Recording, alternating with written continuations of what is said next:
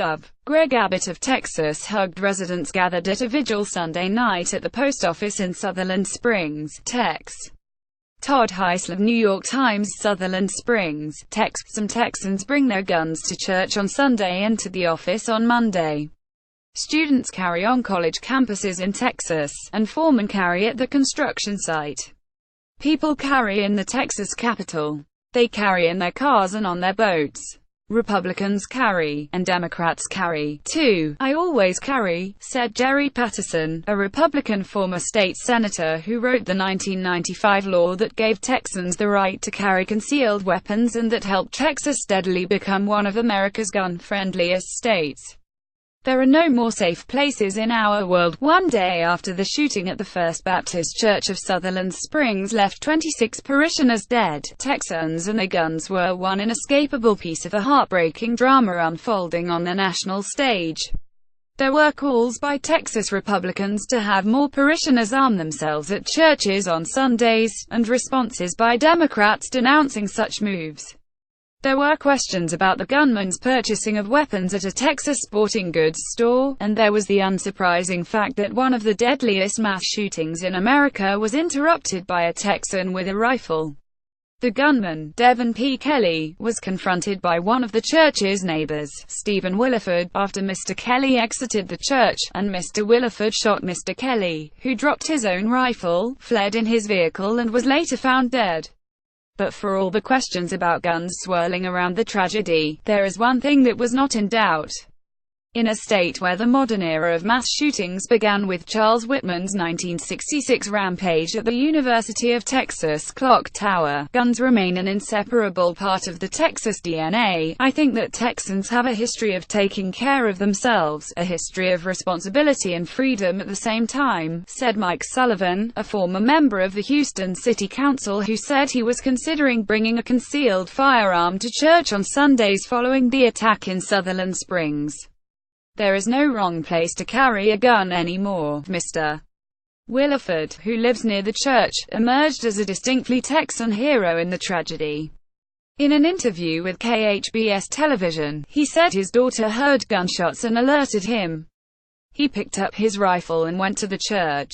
Warning signs at a house near the First Baptist Church in Sutherland Springs on Monday.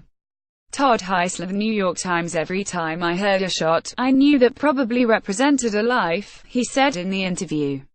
I was scared to death. I was scared for me, and I was scared for every one of them. And I was scared for my own family that lived less than a block away, he added. I just wish I could have gotten there faster. But I didn't know what was happening. At a photo op in Austin months ago, Gov. Greg Abbott fired a pistol at a gun range, and then turned to his 20-year-old daughter, who fired off some rounds with the same gun. People routinely show up at demonstrations with their bullhorns, their bottles of water and their rifles, because in Texas it is legal to carry a rifle slung over a shoulder in public. The state's campus carry law, which allowed licensed Texans to carry concealed handguns on college campuses, took effect on August 1, 2016, the 50th anniversary of the Whitman Tower attack. More than 1 million men and women in Texas have active licenses to carry handguns. Only Florida, with 1.7 million as of May 2016, had more licensees than Texas. One pastor in Beaumont, the Rev. James Maccabee, was known for keeping a loaded .45 caliber pistol beneath the podium at his New Horizons church. Mr. Patterson, the former state senator, often carried a gun in his boot in Austin when he served as the Texas Land Commissioner, and he saw no difference in carrying at a place of business or a place of worship. Frankly, if the church chose to prohibit lawful carry, as churches can do in Texas, it'd probably go to a more welcoming church, said Mr. Patterson, who attends a Lutheran church in Austin. The Rev. Stephen Curry, pastor of the Lavernia United Methodist Church, 7 miles from First Baptist, said he has no doubt that some of those who gather at his church on Sundays are carrying concealed handguns. I know they do, Mr. Curry said. It's not unusual in this part of the country. Most of them are very discreet about it, even being so close to the shooting on Sunday. One of the members of his church lost a relative at First Baptist. Mr. Curry said he saw the attack and guns as two separate issues. "I don't blame objects for the good or the evil that people do with them," Mr. Curry said. "Objects are not the problem. The problem is the evil that lurks in the human heart. Yes, the perpetrator used a gun, but he was stopped by a man with a gun." Gov. Greg Abbott is handed a pistol at the range, a shooting facility and firearms retailer in Austin, Texas. He visited the facility in May to sign a bill reducing the fee for a state handgun license. Tamir Khalifa for the New York Times. Freda Connolly and her husband live about 3/4 of a mile from the church in Sutherland Springs, and have attended First Baptist off and on through the years. Her husband had not previously carried his gun to church, but probably will do so now because of the shooting. "I think we're both going to," she said. "I didn't want any part of it, but I feel like maybe we need to. It's terrible." At the Valero gas station across from the church, Lorenzo Flores Jr. was still in shock. A family friend, Joanne Ward, was killed in the attack.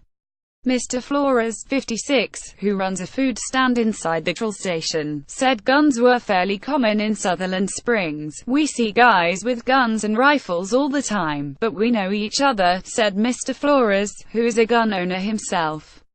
"Why should you or I not be able to protect ourselves or protect our families, and yet, even in a gun-friendly state like Texas?" Mr. Flores said he supported more gun restrictions following the attack, to make sure that veterans like Mr. Kelly, who were discharged from the military after criminal convictions, do not have access to guns. "If a man has a good mind and can pass a test and hasn't been ejected from the military or anything, I'm all for that," he said.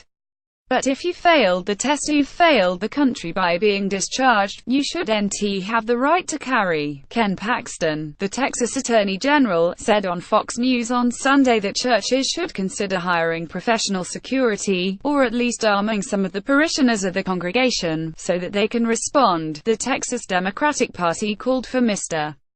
Paxton to apologize. "Something is very wrong when elected officials wring their hands and suggest we can only stay safe by bringing arsenals to church," Manny Garcia, the party's deputy executive director, said in a statement.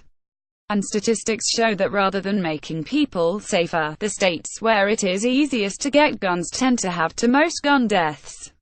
Few in Texas seem persuaded. You can't stop every incident," said Homer Flores, 59, who lives in a Houston suburb and has had a handgun license for more than 20 years.